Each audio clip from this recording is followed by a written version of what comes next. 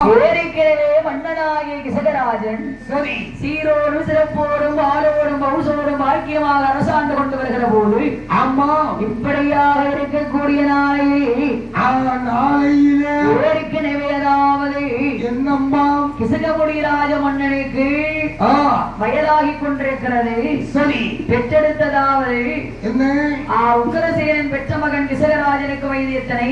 அவனுக்கு வயது என்னாச்சு? 21 வயது ஆனது. சரி 21வது வயதிலே தகப்பனார் மரணமடைந்து போய்விட்டார். அப்படி தகப்பனார் மாண்ட பின்னாலே மாண்ட பின்னால் தலைமகனிடத்தில் அரசாட்சியை ஒப்படைத்தார்கள்.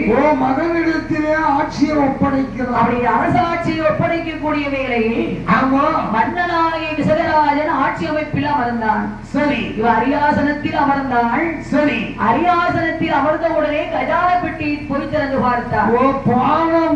கஜாய பெட்டி திறந்து பார்த்தான். அப்ப 21 திரவியங்கள் களஞ்சியங்கள் இருந்த கஜானா பெட்டியில் சரி அன்றைய தினத்தில் ராமா லட்சுமணா என்று சொல்லக்கூடிய 2 களஞ்சியங்கள் மட்டும் இருக்க கண்டார்.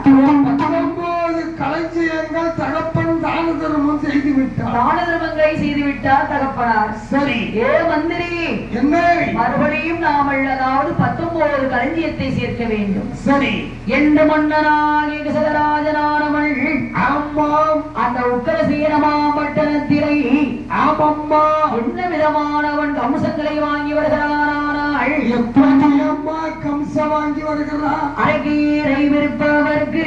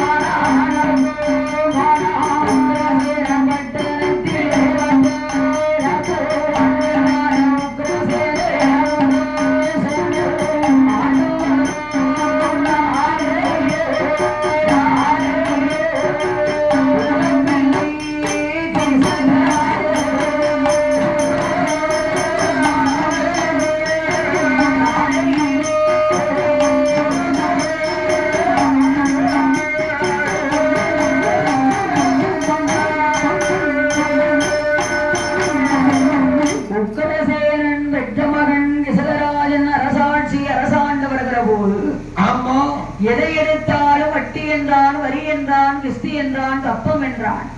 கம்சம் கேட்கிறான். அப்படி எதற்காக அவன் கம்சம் வாங்கி வருகிறான்? அதாவது 19 களஞ்சியத்தை சேர்க்க வேண்டும் என்று இவன் கம்சங்களை வாங்கி வருகிறான். என்ன அப்பா வந்து தான தர்மம் செய்து விட்டான். அதை திரும்ப சேர்க்க நினைச்சு கம்சம் கேட்கிறான். கம்சத்தை வாங்கி வருகிறான் மன்னனாகிய கிசகராஜன். ஆமா ஆலயம் கோவில்கள் அத்தனையும் இழுத்தடைக்க சொன்னான். தேவாலயம் தன்னதற்கு திருவிழா கிடையாது என்றான். சரி விஷ்ணாலயம் தன்னதற்கு விமரிசையா என்ற இழந்து பூசை கிடையாதுங்க. ஆமா காரியமும் கோயில உடனே இழுத்து அடங்கா. காரியமும் கோயில் இழுத்து அடைக்க சொல்லிட்டான். அவன் இழுத்து அடைக்க சொல்லிட்டான். சரி இப்படியாக கம்சம் வாங்கி வந்ததினாலும் ஆமா கஞ்சத்தனம் செய்ததினாலும் சரி ஊர் மக்கள் பொதுமக்கள் எல்லோரும் ஒற்றுமையாக சேர்ந்தார்கள். சரி பெற்றவர்கள் கொடுத்த பெயர் அவனுக்கு கிசகராஜன். மற்றவர்கள் கொடுத்தது கம்சராஜன் கஞ்சராஜன் என்று பெயர் சூட்டி கம்சன் கஞ்சன் என்று பெயர் கொடுக்கிறார். கம்சாபுரி பட்டணத்தை கம்சராஜன் இருந்த அரசாண்டு வருகிறான்.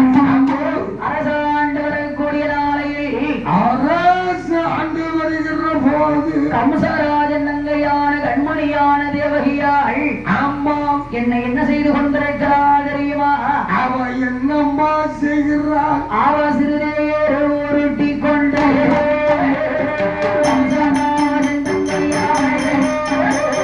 கண்மணியாள் தேவகியாள்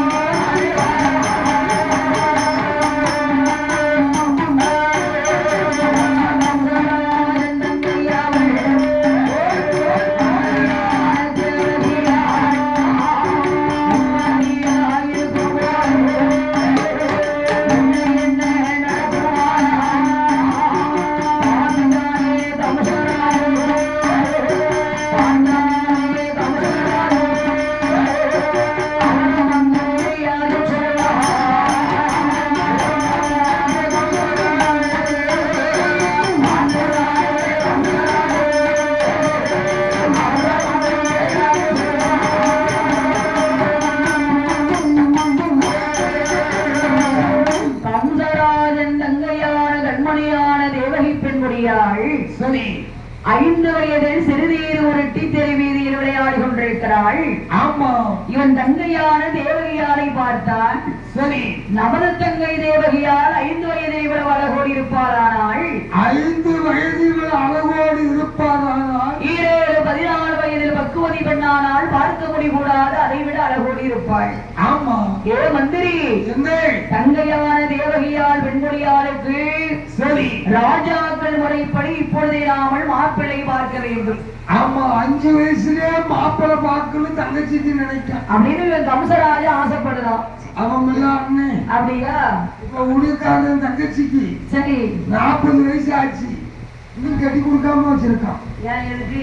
ஊரா மில் அடிச்சு சாப்பிடணும் அப்படின்னு கட்டி கொடுக்காம வச்சிருக்கான். ஆமா அப்படியா? நான் கட்டி கொடுத்தான்னு கேட்டேன். சரி, எனக்கு இன்னும் ஒரு 10 வருஷத்துக்கு மில் அடிச்சு சம்பாத்தியம் பண்ணிட்டு கட்டி கொடுக்கணும். அப்பதான் 50 வயசு ஆயிருமே. ஆமா அவன் சம்பாத்தியம் பண்ணதுக்கு தங்கச்சின்னு வச்சுக்கிட்டு இருக்கான். தங்கச்சி வச்சுக்கிட்டு இருக்காங்க. ஆனா கம்சராசன் சரி, தங்கச்சிய வீட்டிடமா வச்சுக்கிட்டு இருக்கான். வீட்டிடமா வச்சுக்கிட்டு இருக்கான், கட்டி கொடுக்காம. கட்டி கொடுக்காம. ஆனா கம்சன் அப்படி அல்ல. சரி, 5 வயசுலயே தங்கச்சிக்கு மாப்பிள்ளை பார்க்க ஆரம்பிச்சிட்டான். 8 யானைகளை கொடுத்தான், 8 யானை பொன்பொருளை அள்ளி கொடுத்தான். அள்ளி கொடுத்தான். தேவகியால் அழகை போல் சித்திரப்பலகை ஒன்று வரிந்தெடுத்து கொடுத்தான். அழகான சித்திர படம் ஒன்று வரைந்தான். ஏ மந்திரி, என்ன மாப்பிள்ளைய பார்த்தா தங்கை தேவகியால பார்த்த மாதிரி இருக்கணும். என் தங்கை தேவகியை பார்த்தா மாப்பிள்ளைய பார்த்த மாதிரி இருக்கும். சாயண்டுக்கு பாயிண்டா ஜாடிக்கு ஏற்ற மூடி மாதிரி இருக்கணுங்க. ஆமா மந்திரி சொல்லி, அதாவது மன்னனாகி கம்சராஜன் சொன்ன போது சரி மந்திரி சரி என்று சம்மதித்து மங்கையான தேவகியாளுக்கு மாப்பிள்ளை பார்ப்பதற்கு மந்திரி எங்கையா வருகிறாள். அவன் எங்கே வருகிறான்? எங்கு வருகிறான்? உற்ற பிள்ளை மந்திரியாகப்பட்டவள் மாப்பிள்ளை பார்க்க எங்கே வருகிறான்? அந்த உற்றதோர் மந்திரி எந்த வழியாக வருகிறாள்? எப்படி அம்மா வருகிறான்? வழியானல்ல வழிகாட்டந்த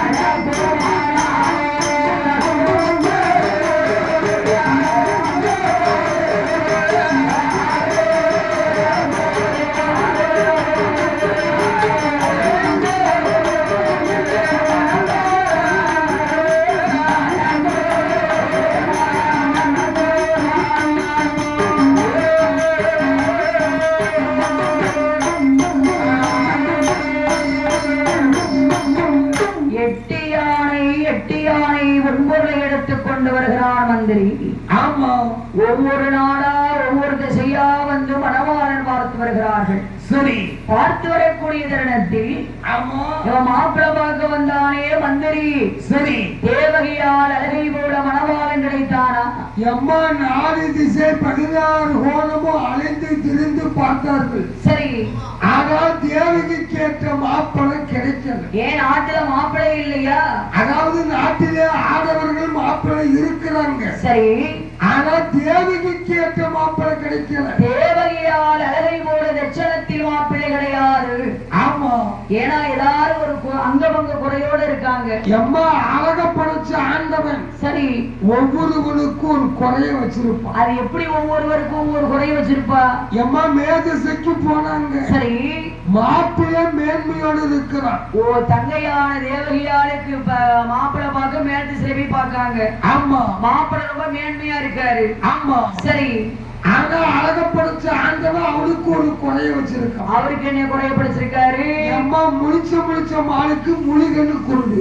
அந்த மனுஷனுக்கு வந்து முழிகண்டு குருடு. ஆமா, சரி, அதான் கீழ்திசைக்கு வந்தாங்க. நேர அங்க இருந்து கீழ் திசைக்கு வந்து பார்க்காங்க.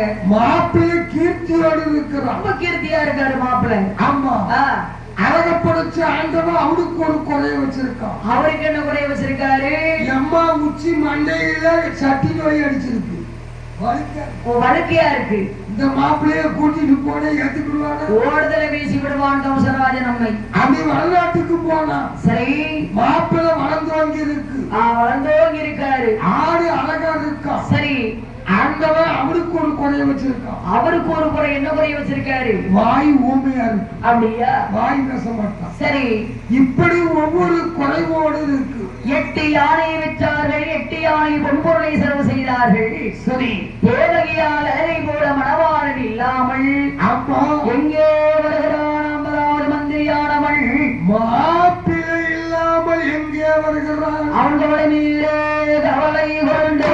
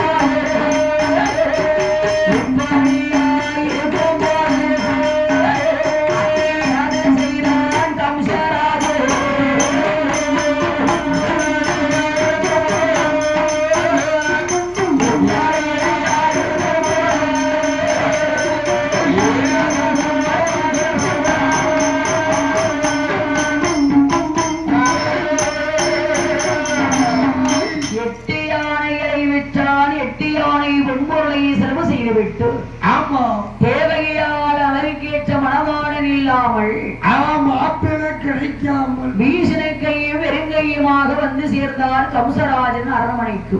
8 யானை பொன் பொருள் அத்தனையும் செலவு செய்து விட்டார்கள். அவன் கம்சராஜனிடத்தில் மந்திரியானவன் வந்து அடிபணிந்து என்ன சொல்கிறார்கள்?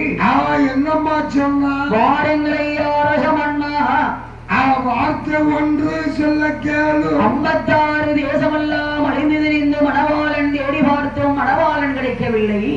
தேடாத ஊர் கிடையாது. சரி, பாராத மாப்பிள்ளை கிடையாது. பாராத இடம் கிடையாது. ஆமா என்று ஏதாவது எடுத்துரைக்கக்கூடிய தருணத்தில் சரி மன்னனாகிய கம்சராஜன் மந்திரிடம் கேட்கிறார். என்னம்மா கேட்கா? ஏ மந்திரி, என்ன? சரி மாப்பிள்ளை இல்லை இருக்கட்டும், சரி 8 யானை பொன் பொருள் தந்தனப்பா, அதை என்ன செஞ்சுங்க? அதாவது 8 யானை பொன் பொருளை சரி நாங்க செலவு செய்து விட்டோம். 8 யானை பொன் பொருளை செலவு செய்துட்டீங்களா? ஆமா, இந்த ஒரு ஊரு 2 ஊரா தேடி பார்த்திருக்கோம். சரி 56 தேசமும் அலைந்து வந்திருக்கோம். ஆடையினால் பார்த்தான் கம்சராஜன். இவன் கண்கள் சிவந்தது கம்சமுடிராஜ மன்னனுக்கு. ஆமா, உறைவாளை உருவி ஓங்கி கொண்டு நிற்கிறான் கம்சராஜன். சரி மந்திரியானவன் வழிமறித்து சொல்லுகிறான். என்ன சொன்னா? மன்னா, என்னம்மா? ஏன் போட்டு இப்ப கவலைப்படுறீங்க? ஆமா, தங்கையான தேவகியாளுக்கு இப்பொழுது வயது எத்தனை ஆகிறது? அப்ப வயது இப்ப என்னாச்சு? 14 வயது நடந்து கொண்டிருக்கிறது. 14 வயசு ஆகியிருக்கு. குமர்மடம் கட்டுங்கள், தங்கையான தேவகியாளை குழுவிருக்க வையுங்கள். சரி, என்றைக்கு தேவகியாளுக்கு மணவாளன் வருகிறானோ அன்னைக்கு கல்யாணத்தை நடத்துவோம். அம்மாப்பட வரலனா, அதாவது கன்னி மனம். அப்படியா? ஆமா, குமர்மடம் கிளவிமடமால போயிரும். அதாவது குமரி மனம் கிளவி மனமா போட்டு. அப்படியா? என்று மந்திரியானவன் சொன்ன போது மன்னனாகி கம்சராஜன் சரி புத்தர்களை அழைத்தான். ஆமா, குமர்மடம் கட்டினான். சரி குமர்மடத்தில் தங்கையான தேவகியாலை கொழுவிச்சிருக்க வைக்கிறான். சரி, அப்படி கொழுவிருக்கக்கூடிய கண்மணியான தேவகி பெண்முடியாளாகப்பட்டவள் 14 வயதிலே தேவகியால் பருவமங்கை அடைகின்றாள். ஓ, அதாவது பருவம் அடைந்திருக்கிறார். பருவமங்கையானாய மங்கையான தேவகியாள் பார்ப்பதற்கு அந்த தேவகி பெண்முடியால் எப்பேற்பட்ட அழகோடு இருக்கிறாள். அவன் எப்பேற்பட்ட அழகோடு இருக்கிறாள். அந்த மங்கையான தேவகி பெண்முடியாளாகப்பட்டவள் அம்மா முன்னழகும் பின்னழகும்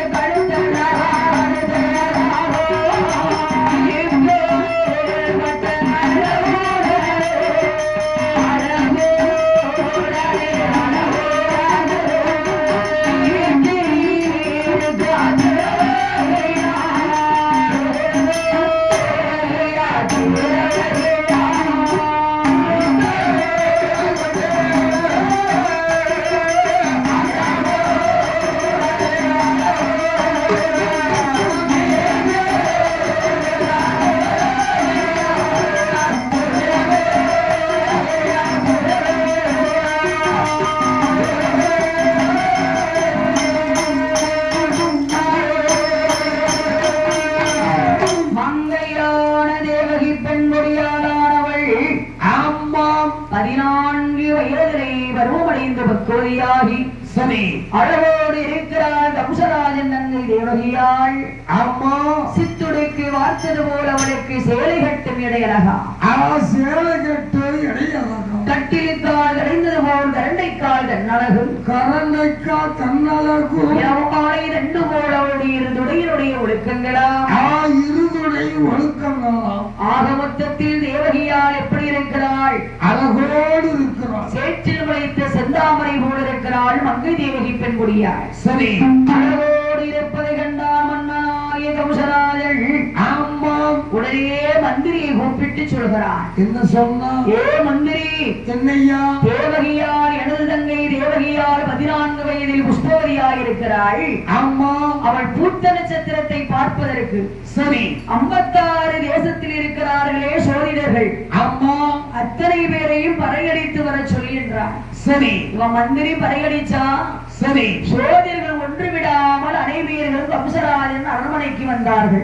அத்தனை சோதிடர்களும் வந்துட்டாங்க. அப்படி எத்தனை சோதிடர்கள் வந்தார்கள்? 999 சோதிடர்கள் வந்து நிக்கிறாங்க. அப்ப ஒருவர் மட்டும் வரவில்லை. அவர் யாரு?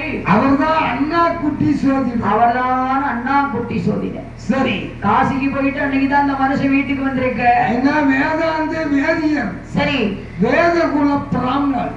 சொன்ன மாதிரி இருக்கு, கணிச்சா கணிச்ச மாதிரி இருக்கும். அவரு காசிக்கு போயிட்டு அன்றைக்கு தான் வந்திருக்காரு. அன்னைக்குதான் வீட்டுக்கு வந்திருக்காரு. அக்கரகாரத்துக்குள்ள வந்திருக்கார். சரி. அந்த நேரத்துல மனைவியான சோதரியார் சாதங்கரிகளை சமையல் செய்தாள். தலைவாழையில இட்டு கணவனுக்கு சாதங்கரிகளை அதாவது படைத்தாள். சரி. அண்ணா குட்டி சோதரியை சாப்பிட வேணும்னு சொல்லி அதே சாப்பாட்டுல கையத்தான் வச்சிருக்க. சாதத்துல கையதான் வச்சிருக்க. சரி. தலைவாசலிலே கொண்டு காலை வைப்பது யாரு? அங்கே மந்திரி வருகிறான். மன்னனாகிய கம்சராஜனுடைய மந்திரி கால் வைத்து ஆமா அண்ணா குட்டி சோதரரை எப்படி அழைக்கிறார் தெரியுமா? அண்ணா குட்டி சோதிடரை எப்படி அழைக்கிறான்? அடரே கிழட்டு சோதிடா, என்ன என்னையா என்று என்ன விதமான வார்த்தைகளை சொல்லி கூப்பிடுகிறாரானால் எப்படி அழைக்கிறான்? வாடா வாடா சோதிடரே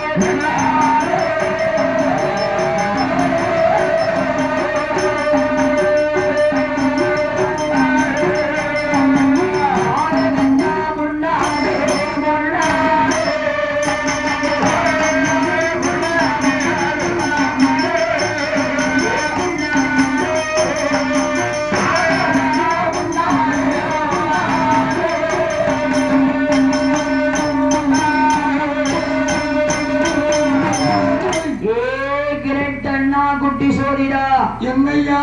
சாப்பாடு பின்னால் ஜாதகம் முன்னாள். ஆமா. பஞ்சாங்கம் முன்னாள் பசி ஆறுவது பின்னாலே. சரி. எழுந்தரித்து வாடா என்றான் மந்திரி. ஆமா. பார்த்தார் அண்ணா குட்டி சோதிடராகப்பட்டவர். அவன் மன்னன் சொன்ன வார்த்தைக்கு மறு வார்த்தை உண்டா? சாப்பாடை விட்டு படபடபடனு என்று எழுந்தரித்தார். சரி. நரசொம்பு ஜலத்தினால் கையை கழுவினார். ஆமா, கையை அலம்பினார். அப்படி கையை கழுவி விட்டு சரி பஞ்சாங்கத்தை எடுத்து கக்கத்துல வைத்தார். ஆமா. கக்கத்திலே வைத்த அண்ணா குட்டி சோதிடர் மனைவியினுடைய திருமுகத்தை திருப்பி திருப்பி பார்த்து சொல்கிறார். என்ன சொன்னார்? அம்மா பெண்ணே சோதரி, அம்மா கம்சராஜன் அரண்மனைக்கு நான் பஞ்சாங்கம் பார்க்க போறேன். சரி. நான் வந்தா வரவழை சேர்த்து இருக்கா? அப்படி வரலன்னு வச்சுக்கோ, செலவுல எழுதிருங்காரு.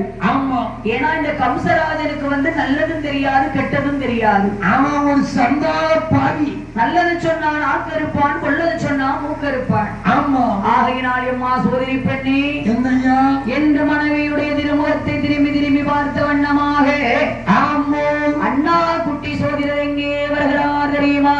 அண்ணா குட்டி சோதிடர் எங்கே வருகிறார்? அவர் பஞ்சாங்கத்தை கையிலோடு அண்ணா குட்டி சோதிடர்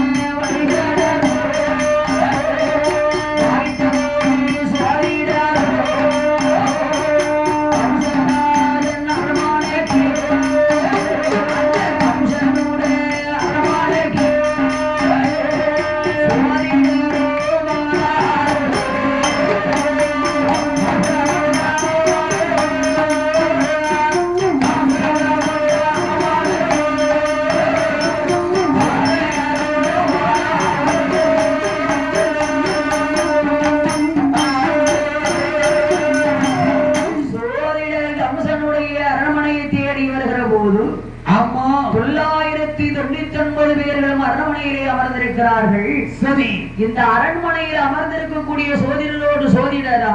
ஆமா, இவரு 1000 போய் உட்கார்ந்துட்டார். ஓ, அண்ணா குட்டி சோதிடர் ஒரு வாரம் ஜாரமா உட்கார்ந்து. அவர் கம்சராஜன் சோதிடரை அழைத்து கேட்கிறாள். என்ன கேட்டா? அடா சோதிடா, ஐயா, 999 பேர்களும் அரண்மனையிலே இருக்கும் பொழுது சரி, உனக்கு மட்டும் ஏன் இவ்வளவு நேர தாமதம் என்றான் கம்சராஜன். ஐயா, என்ன? நான் காசிக்கு போயிருந்தேன். சரி, நேற்று இரவு தான் வீட்டுக்கு வந்தேன். ஓ, நேற்று இரவு தான் வீட்டுக்கு வந்தீங்களா? அதனால ஆச்சியம்மா சரி, அழகா ஒரு சாதங்கறி வச்சு, சரி, நான் சாப்பிடணும்னு இலையில கையத்தான் வச்சேன். மந்திரி அழைத்தார் என்று உடனடியாக அரண்மனைக்கு வந்திருக்கிறேன். உங்க மந்திரி உடனே கூப்பிட வந்துட்டான். ஐயா, அண்ணா குட்டி சோதிடரே, என்னையா? தங்கையான தேவகியால் 14 வயதிலே புஷ்பவதியாக இருக்கிறாள். சரி, அவள் பூத்த நட்சத்திரத்தை பார்த்து சொல்ல வேண்டும். 1000 சோதிடர்கள் வந்து அமர்ந்திருக்க, சரி, என் தங்கை தேவகியால் பூத்த குறிப்பை சரி, நல்லா பார்த்து தெளிவா சொல்லணும். என்ன ஏது என்று பார்த்து சொல்ல வேண்டும் என்று கம்சராஜன் சொன்ன போது, என் தங்கை தேவகிக்கு மாப்பிள்ளை எங்க இருக்கிறான்? சரி, எப்ப வருவான்? என் தங்கை தேவகிக்கு கல்யாணம் எப்ப நடக்கும் அப்படின்னு கம்சராஜன் கேட்கிறான். அப்படின்னு இவன் சொன்னான். அண்ணா குட்டி சோதிடரிடத்தில் கேட்கிற போது 999 சோதிடர்களும் சும்மா இருக்காங்க, கை கட்டி, சரி, வாய் பொத்தி, வேற மௌனமா இருக்கா. ஓ, மௌனமா இருக்காங்க அத்தனை பேர்களும். பெரியோருக்கு அழகு பேசாமல் இருப்பது நன்று. ஓ, பெரியோர்களுக்கு அழகு பேசாமல் இருப்பது நன்று. இந்த சண்டால கம்சன் நல்லதை சொன்னா நாக்க இருப்பான், சரி, பொல்லதை சொன்னா மூக்க இருப்பான். இவனிடத்தில் சொல்லிவிட்டு நாமல் கஷ்டப்படுவதை விட சொல்லாமல் இருப்பது மேல் என்று அமைதியாக இருக்கிறார்கள். அத்தனை பேர் அமைதியா இருக்கிறான். பார்த்தார் அண்ணா குட்டி சோதிடராகப்பட்டவர். ஆமா, அவர் ஏற்கனவே வேதிர் குலத்தில் பிறந்தவர். ஆமா, சொன்னா சொன்ன மாதிரி இருக்கும், கணிச்சா கணிச்ச மாதிரி இருக்கும். சரி, இவர் 9 கோடி கீறினார், உந்த சோவிய பரத்தினார். சோவிய பரத்தி பார்க்கிறோம். பஞ்சாங்கத்தை எடுத்து பிரட்டி பார்த்தார். சரி, பஞ்சாங்கத்தை எடுத்து பிரட்டி பார்க்கிற போது பஞ்சாங்கத்தில் என்ன எழுதியிருக்கிறது? அங்கே என்ன என்ன இருக்கு? மங்கையான தேவகியால் பூத்த லக்கணத்தின் பிரகாரம், சரி, தங்கை பூத்த லக்கணத்தின் பிரகாரம், ஆமா, தேவகியாளுக்கு 40 நாளைக்குள் மணவாளன் வருவான். 40 நாளில் மாப்பிள்ளை வருவான். 41 நாளையில் திருமணம் முடியும் என்று எழுதியிருக்கிறார். சபாஸ். ஏன்னா கணித்து பார்க்கும் போது நட்சத்திரம் அப்படி குறிக்கிறது. சரி, அப்ப அண்ணா குட்டி சோதரர் சொல்றாரு, என்ன அவனுக்கு கல்யாணத்துக்கு வேலை நோக்கம் வந்துட்டுது. சரி, வேலை நோக்கம் வந்ததுனால கரெக்டா 41வது நாளையில் மாப்பிள்ளை வருவான். தேவகியாளுக்கு திருமணம் முடியும் தான் சொல்லியிருக்காரு. அம்மா கம்சன் படக்குன்னு எந்திரிச்சா, அப்படியே எழுந்தரித்து ஓடோடி வருகிறான். இளைய மந்திரி ஓடோடி வந்த அண்ணா குட்டி சோதிடரை கம்சராஜன் என்ன சொல்கிறாள்? என்னம்மா சொன்னா? வாடா வாடா சோதிடனே, சோதிடனே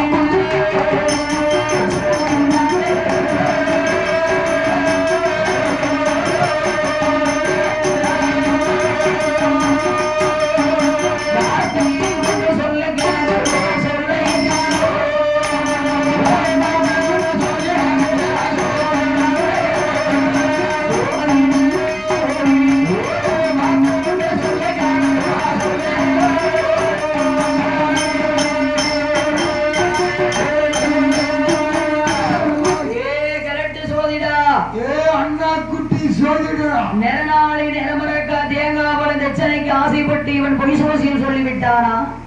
காசுக்கு ஆசைப்பட்டு கள்ள சோதிடம் சொன்னியா? உலகமெல்லாம் மணவாளன் தேடி பார்த்தோம், தேவகியாளுக்கு மாப்பிள்ளை கிடைக்கவில்லை. சரி, இவன் எட்டியான பொன்வரெல்லாம் கொண்டு பார்த்தோம், மாப்பிள்ளை கிடைச்சானா? மாப்பிள்ளை கிடைக்கல. 40 நாளைக்குள் மணவாளன் வருவான், 41 நாளைக்குள் திருமணம் முடியும் என்று சொல்கிறானே. இந்த அண்ணா குட்டி சோதிடம் பொய் சொல்றான். ஏ மந்திரி, அவனை விடாத. இவன் உறவாள உறவை வாங்கிட்டு நிக்காங்க அம்சராஜன். சரி, மந்திரியானவன் ஓடோடி வந்து வழிமறித்து சொல்லுகிறான்.